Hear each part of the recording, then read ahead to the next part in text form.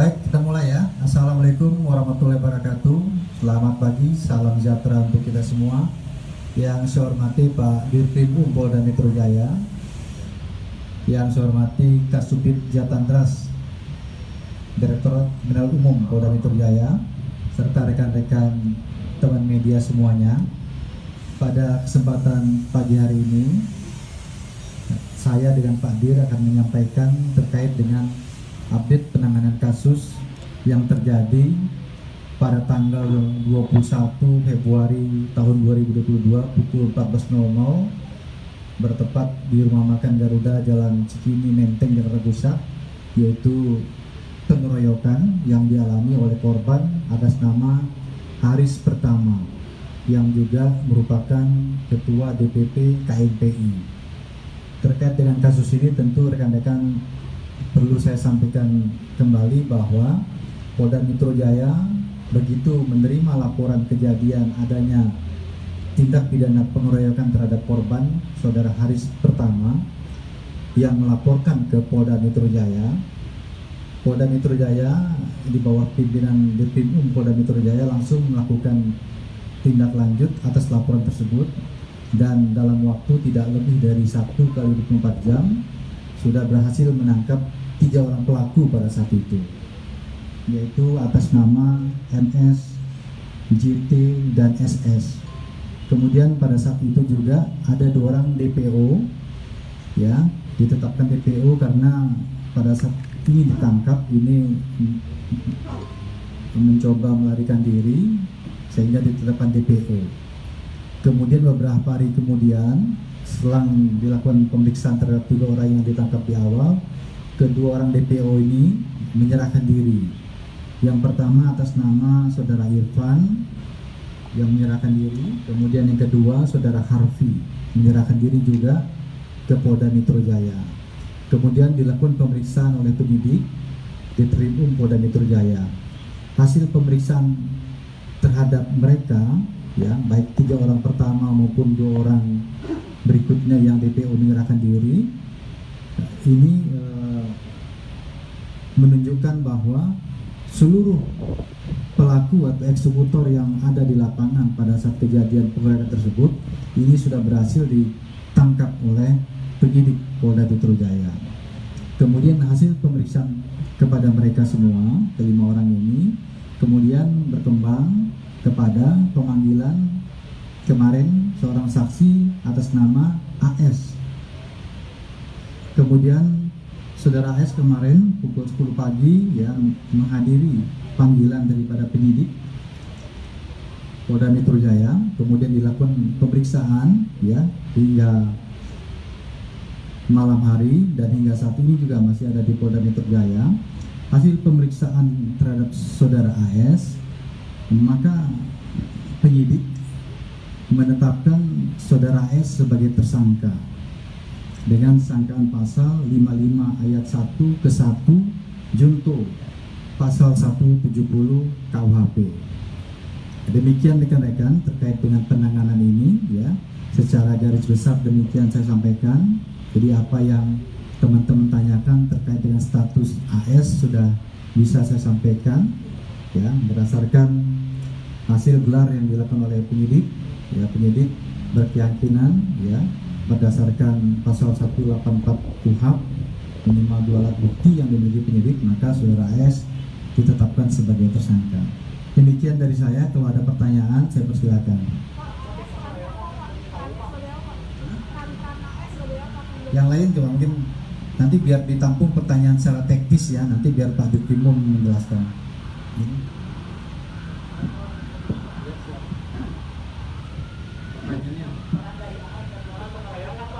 Peran dari AS, terus motif pengeroyokan, terus background maksudnya background pekerjaannya sama kita, profesinya, terus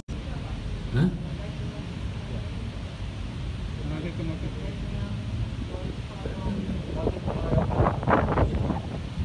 Baik rekan-rekan, terima kasih Pak Kabid Humas, tadi beliau sudah menyampaikan kronologisnya.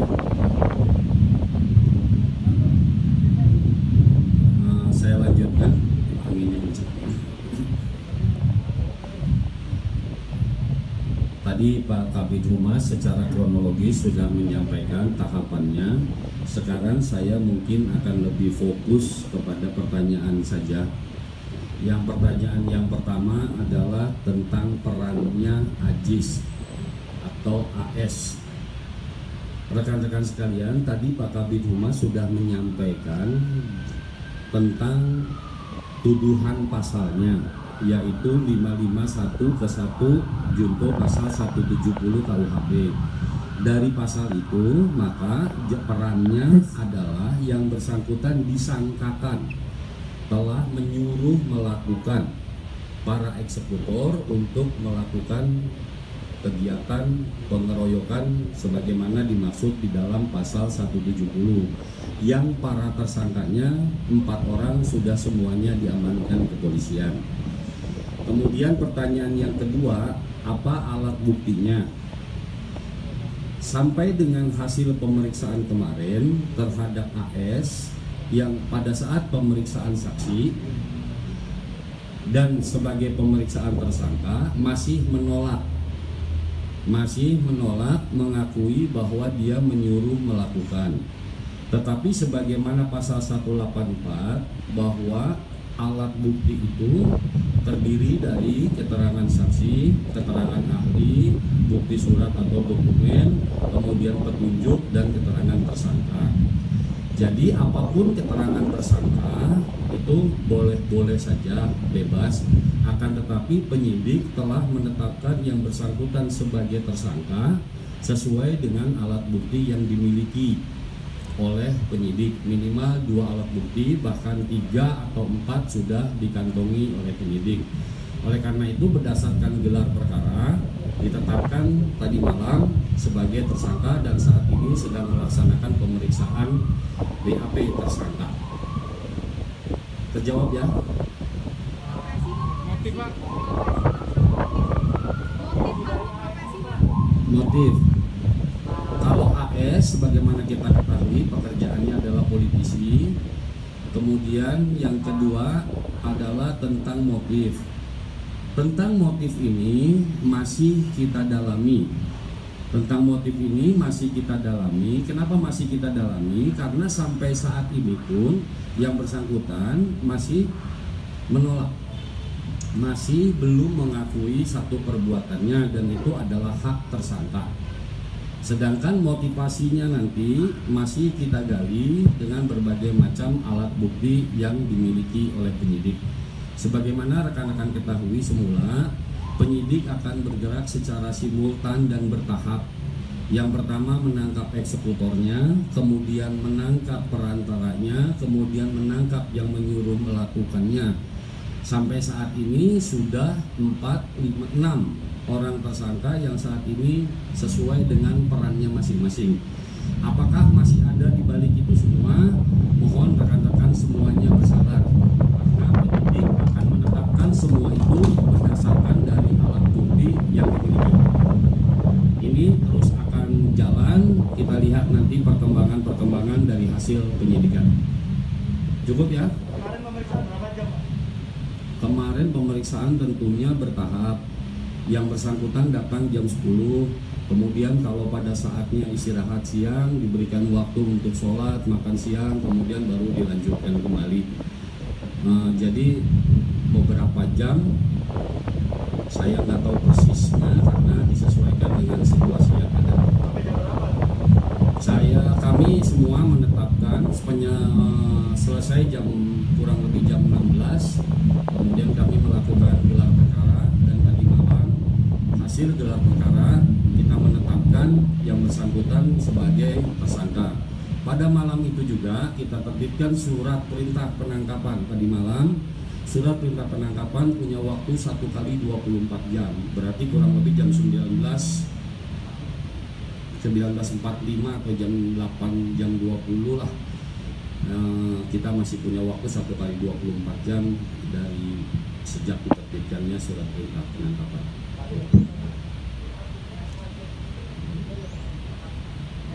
Nggak ada mic-nya, Pak? Kasih lagi.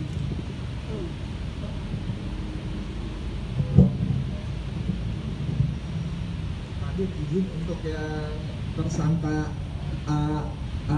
AS ya. AS ini artinya kan yang diduga memerintahkan tersangka SS ya Pak, yang kemudian memerintahkan lagi 4 eksekutor ya Pak. Nah kalau dari pengakuan dari korban sendiri kan sempat ada menduga ada upaya untuk membunuh Pak. Nah ini kalau ini sejauh ini perintahnya ini berdasarkan hasil penyidikan ini hanya untuk menghabisi melukai aja atau memang ada perintah untuk pembunuhan itu Pak? Baik, kalau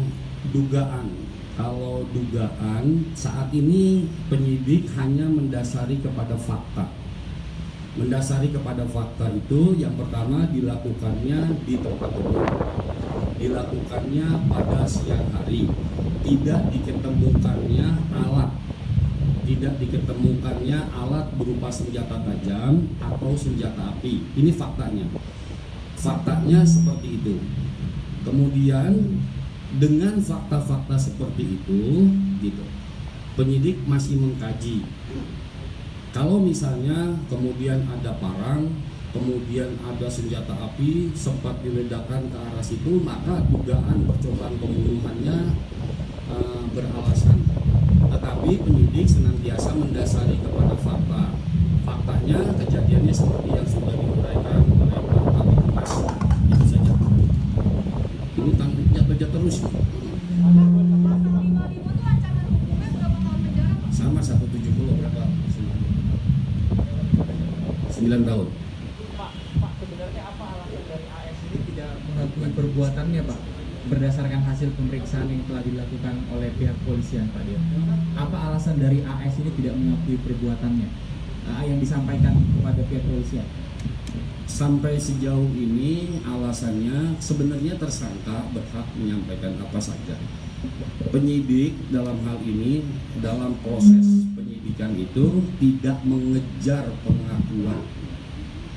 Penyidik tidak mengejar pengakuan, artinya tersangka silakan saja keterangan tersangka, tetapi ada alat bukti lain sebagaimana tadi Pak Kabid Humas ungkapkan 184 KUHP-nya ada keterangan saksi, ada nanti keterangan ahli, ada bukti surat atau dokumen, kemudian ada bukti petunjuk yang merupakan kesesuaian dari semua, ada kesesuaian, dan yang terakhir adalah keterangan tersangka.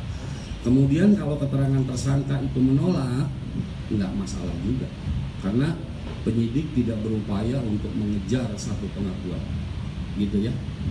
Cukup.